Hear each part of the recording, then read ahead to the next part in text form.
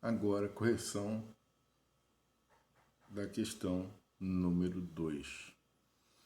Coloque um para as orações que estão na ordem direta. O que vem a ser isso? Primeiro o sujeito, depois o predicado. E 2 para as que estão na ordem inversa. Ou seja, primeiro o predicado, depois sujeito, então predicado, no meio do predicado, o sujeito. Tá? Então, a primeira frase. Precisam ser pintadas essas paredes. Aí, estou falando sobre o que? Essas paredes é o sujeito. E essas paredes está o quê? Lá no final da frase, ou seja, no final da oração.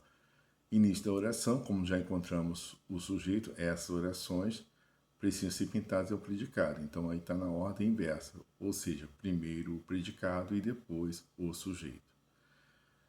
A segunda frase, a minha filhinha adora ouvir música. Estou falando sobre quem aí?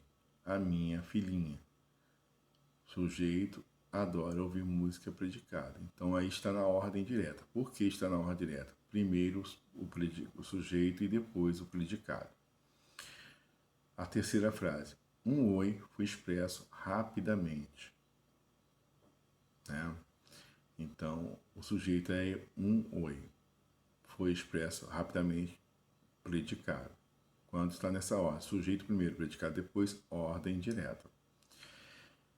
A próxima frase, diminuiu o movimento de pessoas nas ruas. Né? Então, o movimento de pessoas na rua diminuiu. Então, aí eu tenho o movimento de pessoas nas ruas, sujeito. Diminuiu, predicado. Então, vem primeiro o predicado, depois o sujeito. Então, número 2. Por quê? A ordem está inversa. Primeiro o predicado e depois o sujeito. Amanda e Roberta foram ao cinema. Estou falando sobre quem? Amanda e Roberta. Então, portanto, primeiro o sujeito, depois o predicado. Ordem direta, número 1.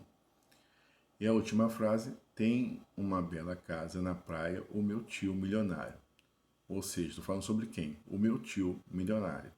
Tem uma casa, uma bela casa na praia, é o predicado. Então, aí está vindo primeiro o predicado, depois o sujeito. Então, ordem inversa.